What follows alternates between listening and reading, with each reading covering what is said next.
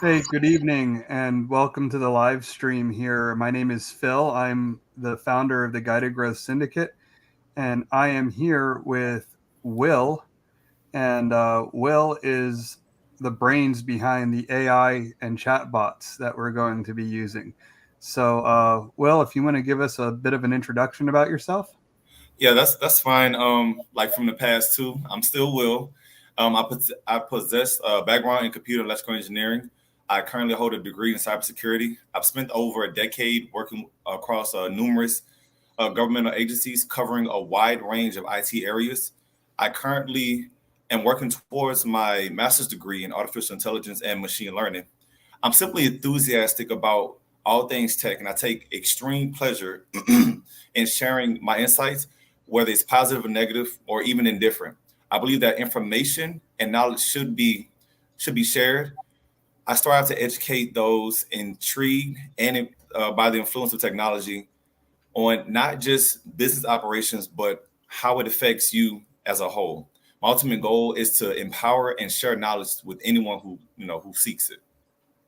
That's Kind of awesome, and that's kind of reminds me of Thomas Jefferson. There, he said, "There is not a truth that I fear known to mankind." So, I like where you're coming from with that. thank you. So, to recap, on the first day we talked about ChatGPT and the different kind of bots that we have and things like that. We have the hybrid bot, and then we have the setter bot, and then we have the smart bot, and the roles that they play and kind of what they do. So then yesterday, we talked about whether or not it was a luxury or a necessity to have in your business, and we had also kind of talked about today being sort of a question and answer day, Mm. mainly with you as the subject matter expert here. Okay. So I got a friend of mine sent me a few questions. He couldn't be here today. He had to. He runs an imaging repair business, so he's out and about. So he sent me a few on my phone here. So I'm going to bring them up. Okay. Start with, and the first one that he sent me is he would like to know, how does he make money with chatbots? How does that help him make money? Well, there's a couple ways you can actually go about that. You can create them, you can sell them, you can start an agency, you can create simple templates for them and then sell them to people. You can do what's called drop servicing, meaning you can have a bot that works and then someone wants to buy your bot. And so you go to the person that made your bot and charge them, give the person behind the curtain a little bit of money, and then you get money. It's a few ways to do it.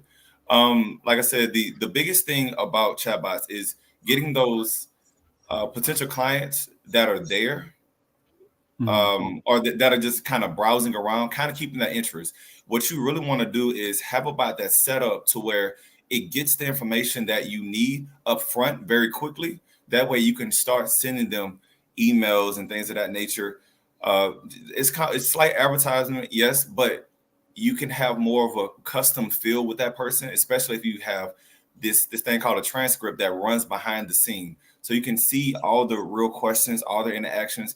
And instead of you doing what we call cold DMing, I mean, not cold DMing, but cold emailing, you can actually, it will feel more like a warm lead because you have the name, you have what they're looking for, you have the very thing that they're asking about. And you can even, you can get it all the way down to the time and the date. So that's a few ways you can actually make money with chatbots. You can freelance or you can buy it and then utilize the services that it offers to elevate your business. I hope Yeah, that. and I think that's what he was getting at more from an entrepreneurial standpoint. How does it help him make money? So yeah, it's more, more like in his business use. How would it help him? So and that brings up a good point, because up until now we've been talking about agencies and stuff like that. But in his case, he runs a imaging repair business. For people that don't know, that means he works on MRIs, CAT scans, C arms, X-ray units, anything that you would use to image the human body. Mhm. So it's more in the medical field. It might be a little different because sometimes there is patient information on those computers and stuff, and obviously the HIPAA protects all of that. But could you use a chatbot in a service like that? Yeah. Yes. So you can set it up a dozen different ways. That's where that smart bot will come in. So if you had a site that had a bunch of information about the equipment and when to use them, how to use them, where can I find them? I mean, even where can I like buy these things? You can have all that set up for the at first. Like myself, I'm not good with medical. I have family members that do medical, but that's not my forte. So I guarantee the website. I guarantee where he buys his stuff or where he utilizes stuff, it has a chatbot on it that kind of helps people like myself who don't know anything about what he does, kind of give them that background in what he does, the necessary information. Would you Uh, be able to do like set it up so that it gives some like minor troubleshooting? So like for instance, if you had an issue with your MRI machine and it seemed to be like a common issue with that model, that you could go to his website, and if you're putting in a service request, you might be able to talk to this chatbot, and you might be able to say my MRI is my Philips MRI is throwing this error code. And it might just be like, and I'm hypothetically, right, because I don't really know, but like no, you can definitely do that. it's like a hard reset or something, right? So the chatbot can tell people that. So Yeah, you can definitely set that up for troubleshooting purposes. I'm pretty sure you've been on like Microsoft. Let's take Microsoft for example. If you go there, there's a help me in within their chatbot, and it would say, okay, well, what's your problem? And you give them an issue, and it will just spit out a bunch of stuff, and it says, if I still can't help you, here's a website, here's a link you can go to, here's a help me, here's a phone number, here's a walkthrough talk through. Yes, you can set that bot up to be as helpful as you would like it. Absolutely, and absolutely. and this is a question. This is a question from a friend of mine up in Pennsylvania, and he asks, and this is I kind of know the answer to this, but to me, I think it's a little bit of a gray area. So I want you to kind of fill me in on this. He said, can you use a chatbot or artificial intelligence? Can you use that to prospect for me? So it's not really prospecting. Take it. Think of it like the setter bot, right? It's not prospecting. When you get there, once I get you into this funnel, I begin to narrow, kind of get you where I want to go, all the way to the end. So it's not really well, you could say it's prospecting. It's mostly lead generation by capturing much needed data and following that funnel all the way out to see if this Well, person is the best fit for you. yeah, but I think what he's getting at, like, Mm. it's not really, it's not lead gen because the people are coming to the website. They're already coming to it. So Okay. it's capturing. But I think when he's asking prospecting, I think he means literally going out there and like automating whatever, however you would scrape a list and however you would do that. So that would fall more into your marketing side of the house. The chatbot is like your customer service. Customer service don't go out looking for people to talk to. I mean, unless you have customer service personnel that just like, I'm gonna call you just in case I think you might need my help. That's not their purpose. Right.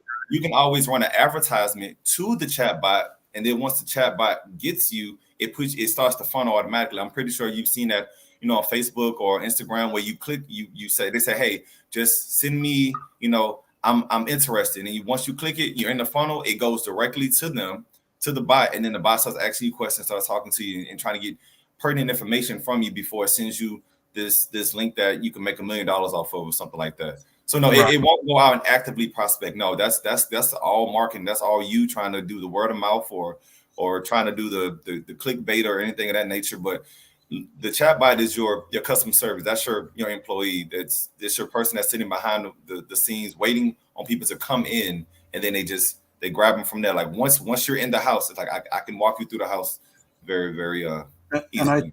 I think that's a great distinction to make, looking at it from customer service as opposed to marketing, because Yes. I think that's kind of like the holy grail. Because I've been doing this now for a couple of years, and I have yet to meet anybody that enjoys prospecting. It's it's a there's all different kinds. There's cold email, there's cold DM, all this stuff, running ads, none of it is really pleasurable, whether it's, all the no's that you get, or the cost of the ads or what have you. So I think that's probably, and everybody that I've told about this, by the way, that's like one of the first things that comes up. Can use it for prospecting, because that's just the first thing everybody wants to offload. Well, it's kind of odd because when I started to tell people about the things that I do and whatnot, they're like, can it do appointment setting? Can it be a setter? Is it a setter? So this is new news for me to say that they're looking for prospecting. There's no way for a bot to go out and prospect. That's literally advertisement. That's you creating these wonderful videos, this, that, and the third, and having people click the button. Once you click the button, then the bot can do what it does best. But it's not going to go out there and actively like, hey, come find me. It's like, no, you send them to me, and then I will do the legwork from there. Right, and that's a really good segue, because I saw stuff recently. More and more people are starting. One, the minimum wage keeps rising. Everybody wants to talk about a living wage and this and that, and then further from that, you see things like just what recently happened with the auto workers strike up there, and they got a 4-day work week out of it. And it's my belief that sooner rather than later, the 4-day, 32-hour work week is going to be the norm for the 9 to 5. And unfortunately, the cost, though, is not going to go down for the business owner. So more than ever, you have to find different things to automate and different ways to kind of work around that. So my question is, what could you use AI? How can you help in that scenario to keep costs down, and still, keep as many people employed as possible? That's a tough one, because the AI is built to conduct repetitive tasks without fail. It's just like if you was to go to a factory, you will see those robots do this work without second thought. In a lot of companies, sad to say, they're leaning more towards artificial intelligence and robotics, because they never go on strike, they never ask for a raise, they never get tired. As long as you got them, keep them oiled up and energized, they can do the work faster than people can. I recently saw that with Amazon too. Amazon has a bunch of robots in their factories that they're testing now, and they do. I mean, they get the job done. I really can't say, because to keep costs down, you would literally you would start to slide away from the human aspect just a little bit, not a lot, but those repetitive tasks, you would say, hey, can you just do this and do it on autopilot? You still need people. Don't get me wrong. You still would need the human aspect to get things done. But when it comes to those simplistic, repetitive tasks, those are the people that you might get rid of fairly quickly. But that will lower your costs. It's like this. It's give and take. Everything is give and take. Look at how technology has grown over the last decade or so.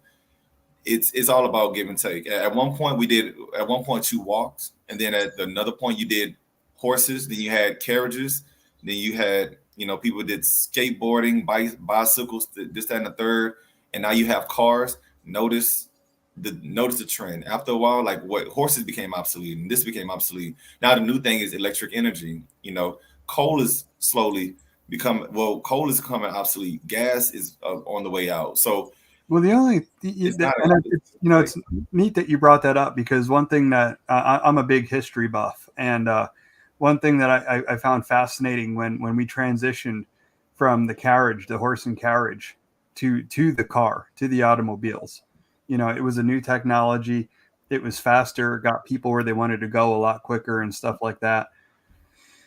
But it didn't really impact jobs so much. They just kind of changed. There was still employment to be found. It was just, instead of in stables, now it was in factories and stuff like that. And, when you talk about electric vehicles and stuff, the car's running on a battery, but that battery is charging from a coal plant or a nuclear plant or somewhere. It is getting that electricity from somewhere. So the fuel is still coming. Yeah, to the it. field is going to change. Yeah. Yeah, the So field is going to see some type of change, but I can't really see how you're going to keep people in certain job professions.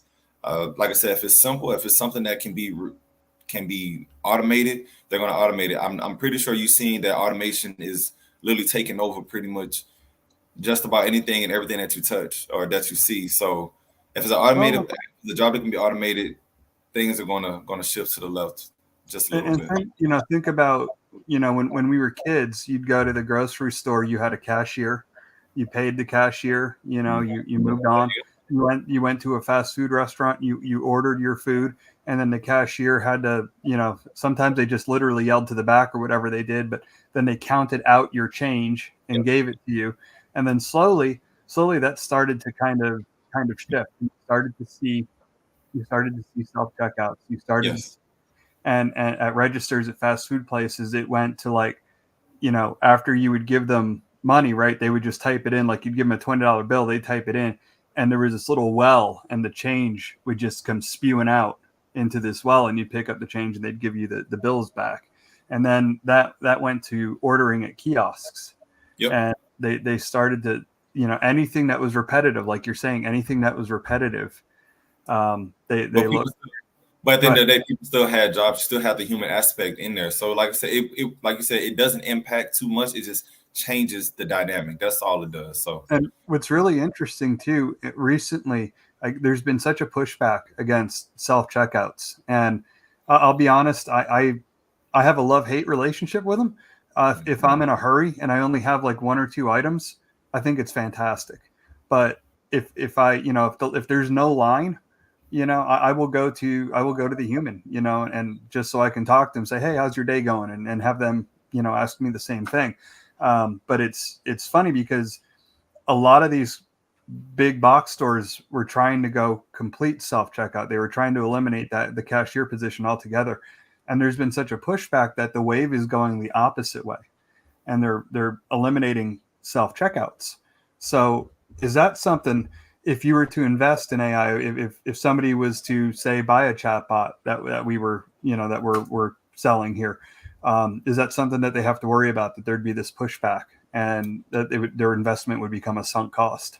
well, no, not with chatbots. It's because of the versatility that comes along with it.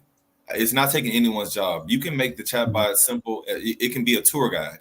It can be a troubleshooter. It can be a appointment setter. It can be you can talk to it. It could be your best friend.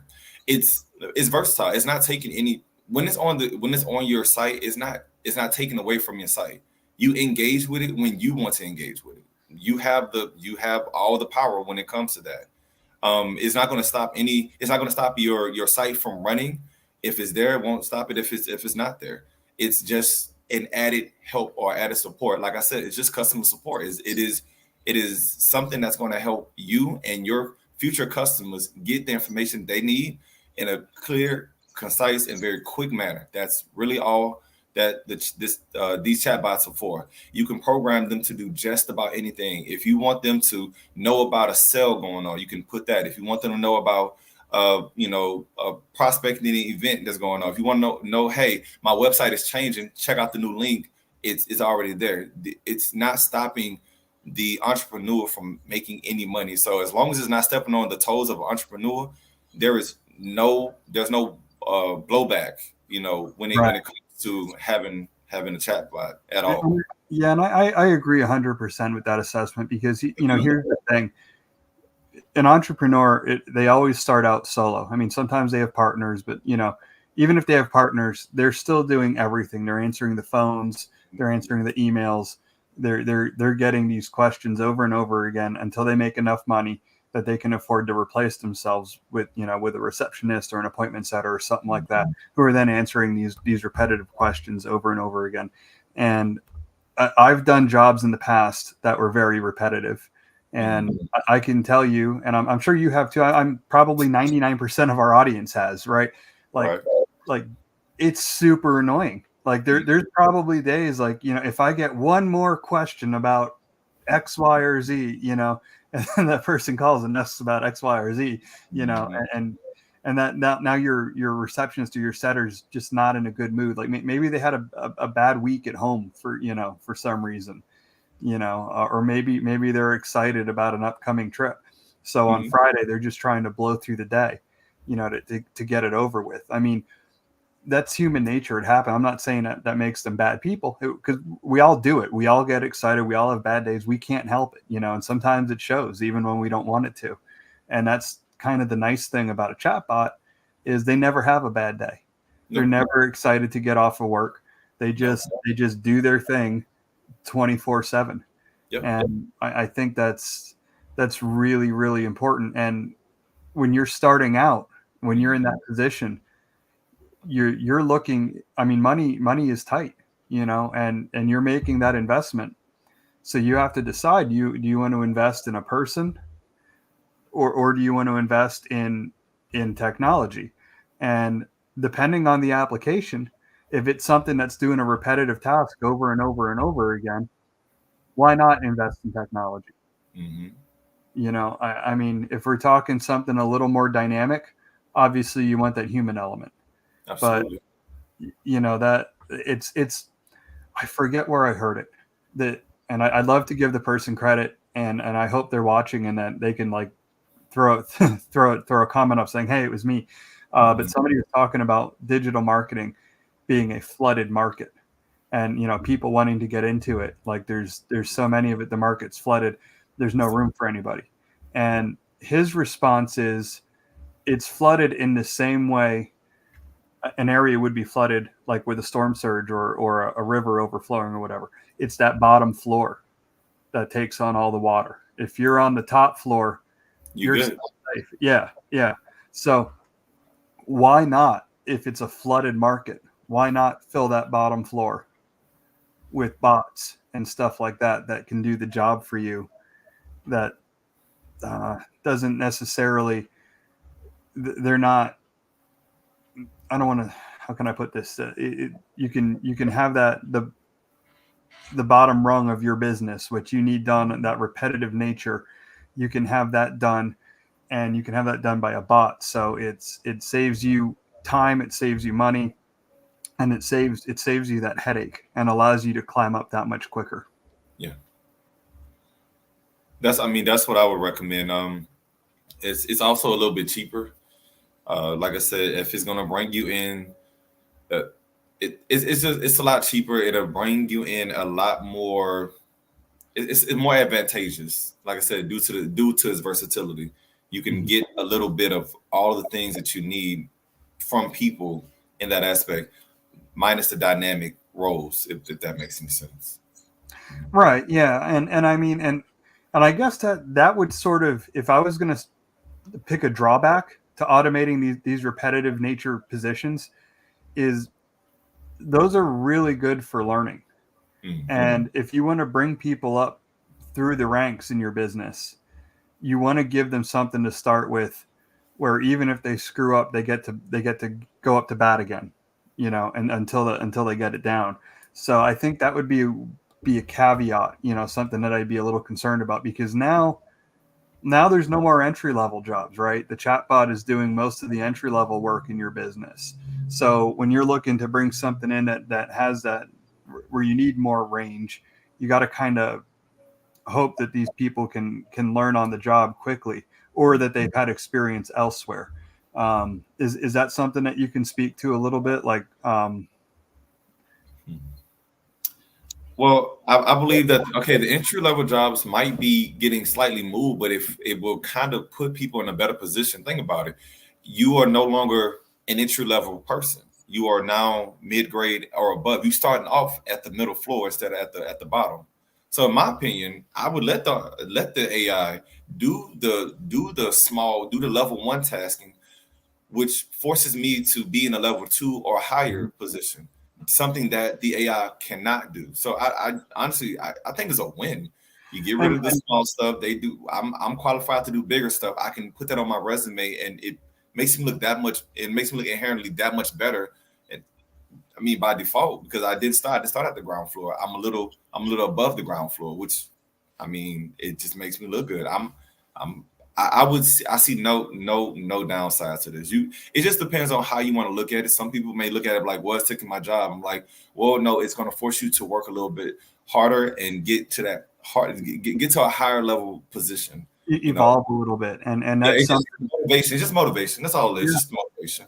And that's something too. Like, when we talk about inflation and salaries rising and stuff like that, well, why can't the jobs rise along with it? I mean, if that's the case, if we have the chatbots doing like the lower rung stuff, the entry level stuff, people coming in on the next level, now their effort is commensurate with the pay that they would that they would need. So and that's often overlooked. A lot of people, everybody talks, oh, I hate my 9 to 5. I want to do my own thing and stuff. And that's why we're here. That's what we're doing. But there is a satisfaction of knowing that you're providing for your family, and that's one way it helps the entrepreneur to be able to afford to do that. But it also allows the entry level to move up a step. So you're right. I do take that as kind of a win-win. Yeah. So that's pretty cool. And then the last question I have, we've pretty much answered this in the past 2 days, but it came up. Can they create lists? And can it create a list? Yeah, can it create lists? Absolutely. Wait, list pertaining? What is it pertaining to? Prospect lists, I'm sure. Prospect lists. Yes. Here's a question I actually just came up with because I didn't see the need to belabor that. We spoke about it very much yesterday and the day before. But thinking about lists, this wouldn't necessarily be the function of a chatbot, but can it scour lists that you already have in play for certain data and stuff like that? I don't know. Would you call that more of a program, or how I don't know what you would term that. I mean, that's just analytics. That's standard analytics. I'm not really understanding the question that you're saying. If it scours, it can go through your list. What is it looking for when it goes to the list? Whatever keywords you want it to. Like let's say you had a bunch of prospects, right? And then you switch niches a couple times. Okay, so you got a bunch of prospects from this niche, that, and you want to see how many prospects you have, in the coaching niche. Now I know, like in Google Sheets or in Excel or something like that, you can sort it, right? Yeah. So you can just tell that way, but if you had to, you might have to look at these lists, and you might have to go across the data and see, like, there might be a formula that you're looking for. You might want to be able to tell, have I touched this prospect 10 times within this past week, and is there a way to do that, like, and have it generate this report for you? So when it comes to lists, right, that's just the back office or what have you. That's coming strictly from your transcript. Once you have an email or something of that nature, that's going to be a programming thing. That's going to be programmed, because once I get your email, you said, have I interacted? So what we just did, human interaction, you just took it out of the chatbot's hands and put it into yours. So that will be something that you will have to go through your personal email, this, that, and the third, to just check. I recommend, like, having an Excel spreadsheet and saying, I spoke with this person this many times. But when you take it outside the chatbot, when you take it outside the hands of the technology and put it into human, that's going to be all you. That's either going to be a program. You can try to make a program for it, or you can have a human aspect. Like I said, once again, the human aspect never goes away. You can have them go in and do the follow-ups and this, that, and the third. But you talking about email automation, something like that, or you talking about having a transcript? The transcript is your list. You can have that, and you can search keywords. And you can search it, right? Huh? You can search keywords. You can sort it any way you want. Absolutely. Okay. It comes out in Excel. So once you open it, it opens up as an Excel, and from there you can do whatever you want with it. Yeah. So can you, using the programming for the chatbot, could you set it up to do automated emails? So yes. Okay. Yes. And it could respond like in a human like tone and that kind of thing? It depends on the API source code that is getting this information from. But we can, yeah, that's it's a little more work behind that. It's not going to be done on a website or anything like that. That's a little more work behind the scenes. But yes, you can set that But up. it is possible though. It is, yes, sir. Okay, awesome. Well, thank you for letting me put you on the spot here today. Hey, it's all good. Thank You did amazing. Thank you for answering those questions. you. And guys, we're out of time here, so I look forward to seeing you all tomorrow. Tomorrow we are going to unveil our chatbots for you guys to see and hopefully interact with. And we look forward to seeing you then. So have a wonderful night and God bless. See y'all. Have a great night. Thank you.